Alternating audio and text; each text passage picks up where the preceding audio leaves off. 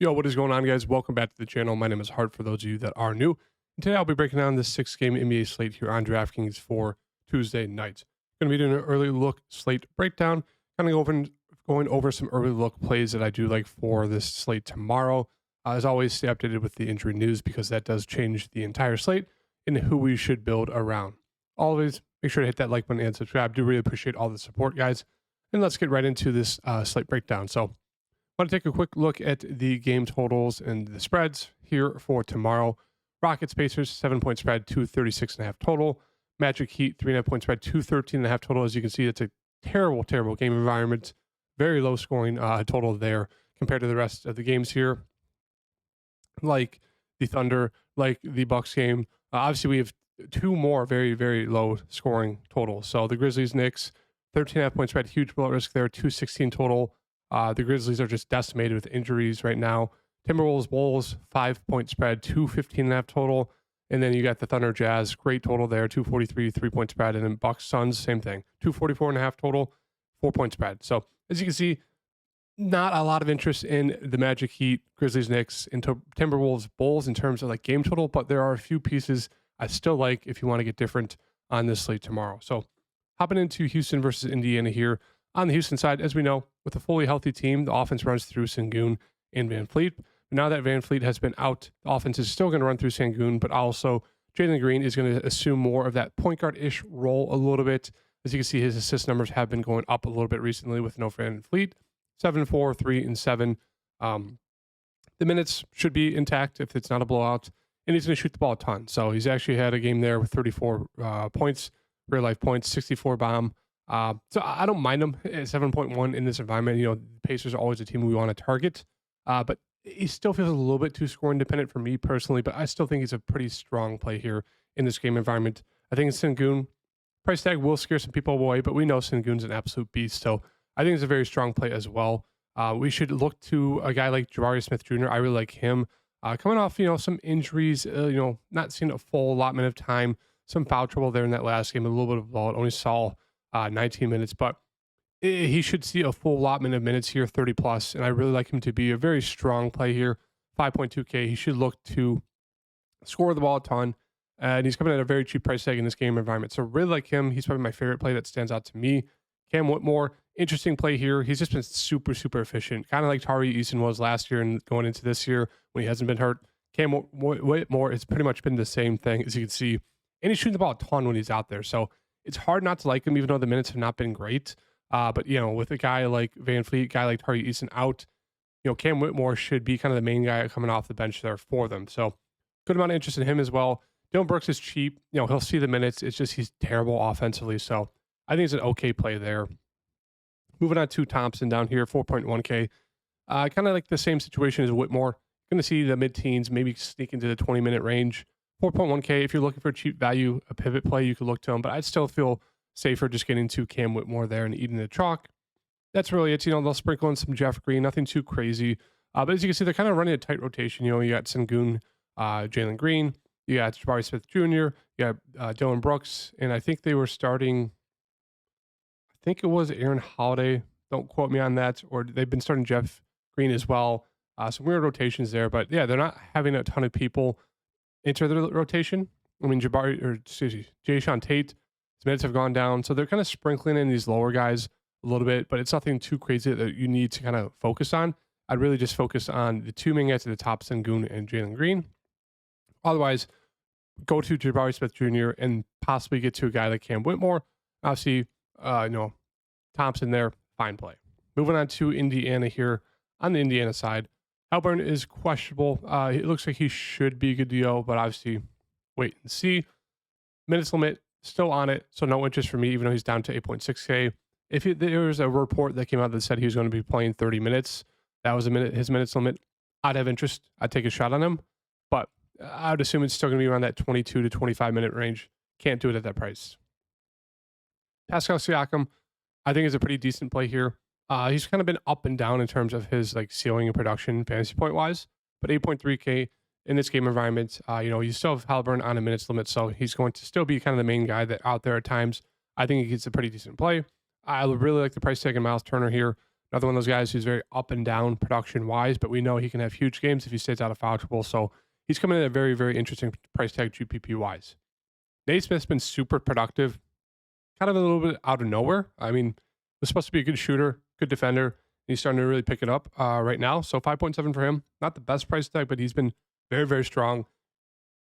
And he's going to still be aggressive because Halliburton's going to be on that minutes limit. So I think he's a fine play there. Nothing too crazy. Benedict Mathurin should come off the bench. He's been one of those guys, 5.4K, a decent GPP option. McConnell, kind of see his minutes tick down. Same thing with Nimhard. They're there. Nothing too crazy. I don't think you need to really get to anyone else besides maybe Buddy Hield if he starts.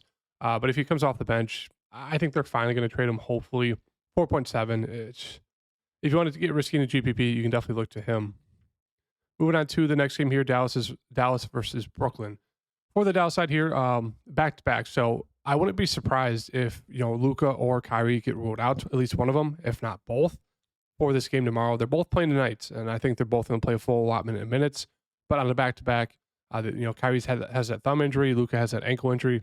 I could see them resting at least one of these guys. So it could be one of those things where we load up on some Dallas guys. But for right now, you got to assume that they're both going to be good to go. And with that in mind, I think Kyrie's probably more interesting to me than Luka, just at the price tag.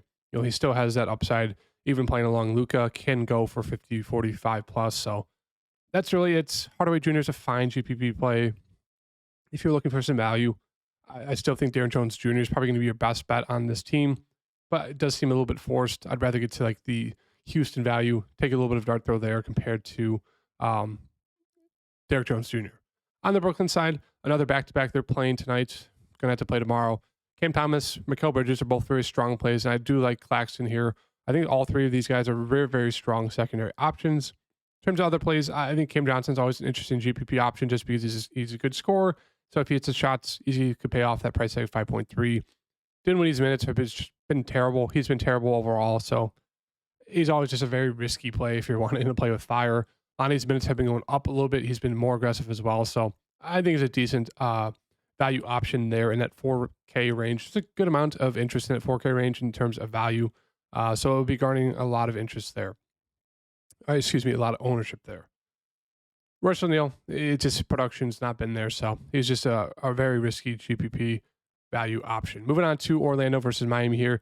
Orlando side, 8.4 for Paolo in a pretty gross game here. I think he's more so just a contrarian option if you want to get into that range. I don't think there's a need to get to him.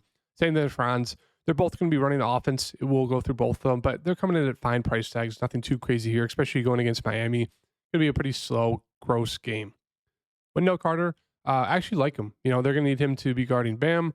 His minutes have been pretty solid. He does have some decent upside. Can go for a double-double. So 5.5, I don't mind taking a shot on him in some GPPs. Fultz, Suggs, and Cole Anthony. Cole Anthony's minutes have really trended down. Just very inconsistent right now. So he's one of those guys, if he gets hot, he can get extended minutes into the 20 range and easily go for 20 plus, 30 plus, even 40 plus. So I think it's a very interesting GPP option there, even though he's been bad recently. Minutes have been trending down. We know what we could get from him if he does go out and have a strong game. But in terms of the other two, I mean, they're a little bit safer. Men's have been a little bit better on both of them, but not a ton of interest for the guards for me personally. And then Mo Wagner still getting some run, can be productive. I know you have Isaac back. He's an interesting value option as well. Playing about 20 minutes. Minutes have been really strong with him recently. So I really like Isaac, and Cole Anthony is very interesting GPP options. Otherwise, I'd say, stick to Wendell possibly, or I'd say just go with Paolo or Franz if you want a little bit of a safer option there. Moving on to Miami here.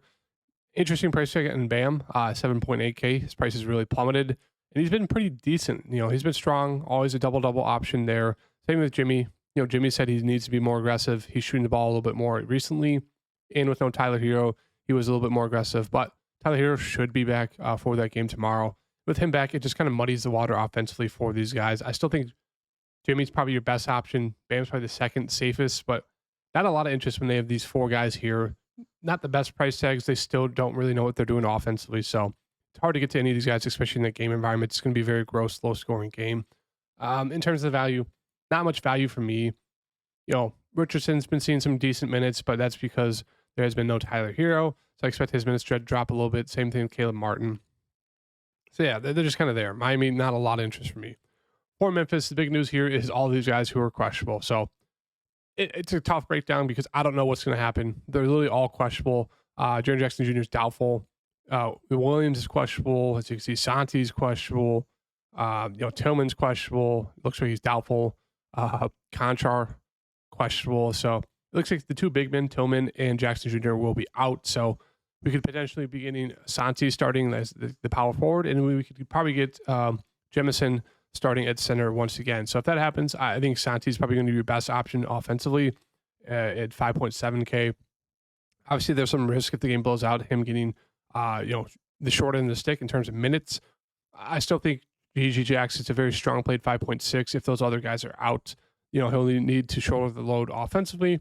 Gilliard got the start the other day, 36 minutes. He'd still be a strong play if he gets to start again. Same thing with Scottie Pippen. He came off the bench, played 27 minutes, was very productive. I really like both those guys, Santi and then possibly Jemison, and that's really it. If you're looking for some cheap value, Hurt played 30 minutes, didn't shoot the best, still went for 17 fantasy points. So if we get the news that, Jackson Jr., Williams, even Santi, but Tillman, Conchar, Rose are all questionable or out, then we're going to want to load up on Memphis once again, and then you could easily pay up for the studs on this slate. On the New York Knicks side, if you get to the Knicks, you really hope this game stays close, and if that happens, then you're going to want to at least get to a few of the Memphis guys because they should be having good games to keep this game close. But Brunson's a fine. He'll be very very low owned play for tomorrow, but we know what we're going to get with him. He's going to be as I say fine as in terms of just like you hope the game stays close, but we know what we're going to get: high minutes, high shot attempts. He's been so efficient and so good. So I just rather get to other guys in the slates who should be in closer games and have a little bit more of a safer and higher ceiling compared to Brunson, but he's there. DiVincenzo, kind of the same thing. Ton of minutes, ton of shot attempts, good ceiling. It just, hard to trust this game staying close. Hartenstein, kind of the same thing. This whole team, that's just the same sentiment. Like, they're all coming at strong price tags for how many minutes they're playing in their upside, but, it's just hard to trust this game staying close. But, if you do, these guys are all very strong options to get different on this slate. Moving on to Minnesota versus Chicago here. I think it's, very, very low price tags for both Karl Towns and Anthony Edwards here. 8.4K for Edwards, 7.9 for Towns. I really, really like both of them in this matchup. Gobert is a decent secondary option, and not much interest in anyone else for me. They're just not seeing enough production for me to get to. I think there's just better plays on every other team with these secondary guys. So I just stick with the main three. That's it. Moving on to Chicago. A lot to like here. So Caruso's questionable, Kobe White's questionable. That's obviously big news because both of them or one of them are out. They're missing a lot of people right now. Potentially could get Torrey Craig back. I don't know. We'll see. But with him being back, if he's on a minutes limit, no interest. But if he's not on a minutes limit, he should see some decent run. 3.2K, he'd be a pretty strong value option. But Kobe looks like he should be good to go, and Caruso, interesting. But really like Kobe, really like Vooch. I think DeRozan is an interesting secondary option. I still prefer getting Kobe and Vooch. They're just a lot safer and have just a little bit easier upside, safer upside, probably a little bit of a higher ceiling compared to DeRozan right now as well. Caruso is a decent secondary option. Isle's been pretty strong recently, playing a ton of minutes, and he's been pretty productive, as you can see. So 5.6 for him. He'll be another very strong and high ownership play there. But yeah, a lot to like here in terms of Vooch, Kobe White, Io. In terms of the rest of the guys, they're there. Not a ton of interest besides Torrey Craig if there's not a minutes limit. And then moving on to the last game here, OKC versus Utah for the OKC side. Great game environment here. So SGA looks like a fantastic spend up. Chat, interesting play there. It just sometimes he's not aggressive. Kind of like a Jabari Smith Jr. play where you just really need him to be aggressive, and at times they're not just because they're not the main option. But he's always an interesting play just because of the block upside. Jalen Williams is questionable. If he's good to go, he was on a very nice streak there before he kind of got injured and hurt. As you can see here, he was on a nice, very efficient streak. 44, 38, 51. He's scoring for 20 plus in like 4 straight. But at that price tag, I still think I'd rather get to SGA. I think, he's kind of bucketed into that Chet Holmgren range at 7.5, where it's like, if you land on him, fine, but I don't think you need to go out of your way to play him. In terms of these other options, the deal with the OKC value. They're just going to spread it out among a bunch amongst, can't even talk, like 6 guys, like Wiggins, Wallace is probably doubtful. He did hurt his right shoulder. So he's been playing like 18 to 20 minutes. So they'll kind of spread that out to Wiggins. They'll spread that out to Williams. They'll spread it out to Isaiah Joe if he's going to go. Jalen Williams as well. They'll probably bring back in Micic into the rotation. So I just don't think that you should go to any of those guys. It's just a headache. I'd rather take a shot on like Torrey Craig if there's no minutes limit, or just pay up for the guys in the 4K range. Unless you're trying to get very, very different and you really need cheap value, you could take a shot on those guys, but I don't think there's a need to. And then moving on to this last game here on the Utah side here, Lauri Markkanen, don't love the price tag, but we know he's pretty strong upside, and he's going to be the main option. 8.6 offense goes through him and Sexton right now, so I think Sexton's the better option. Men's have not been the best the past 2 games, but we know he can be very efficient in the minutes, so I like him a lot right now compared to Lauri Markkanen. I think Collins, interesting GPP option. He's actually been a little bit better recently compared to what he was kind of during the first, quarter and a half of the season. Clarkson, if you're looking for, a scorer off the bench, Clarkson's your guy if you trust him hitting his shots. Otherwise, still not the best price tag in him. In terms of the value, not a ton to like. I mean, Fonte is seeing decent minutes, but his production's gone down. Kante George's minutes have gone up a little bit. So they're there. They're value options, but nothing too crazy. I still think the better options are just getting to one of the main 3 guys, Collins, Sexton, and Markkanen, and that's it. So in terms of like early interest score plays, do have a lot of news to kind of wait on with that Memphis side, but sorry about that. Do like let's kind of go back here. I'll throw in a few more people right now, but let's just see here. I do like getting to, as I said, Memphis, that news does change the whole slate, so a lot of this probably won't be relevant tomorrow. And we can get guys like Luka, Kyrie getting ruled out, possibly some of those Brooklyn guys on a back-to-back. You never know. So right now, I will throw Sexton in there. I like getting to, I do like Turner there. He's very interesting. But we'll go to Chicago side. I do like Kobe. Do like Anthony Edwards there. I think that's kind of a strong starting point. Colin Sexton, Kobe White, Anthony Edwards, and Jabari Smith Jr. And if you did want to pay up for someone, I think right now the best pay up option is going to be SGA. So we can throw him in there as well. If we just move out Anthony Edwards, obviously not the best. I haven't really, the layouts of this lineup doesn't make sense right now, but just kind of throwing these guys in there. And then, as I said, Anthony Edwards, where'd he go? Oh, they changed him to point guard, shooting guard only. Kind of annoying, but yeah, you guys get the deal there. We'll just move Jabari Smith, Anthony Edwards, throw him in there. So that's kind of the very early look core play, as I mentioned. Ton of news we still have to wait on, but hope you guys like the video. Hit that like button and subscribe, and I'll see you guys in the next video. Peace.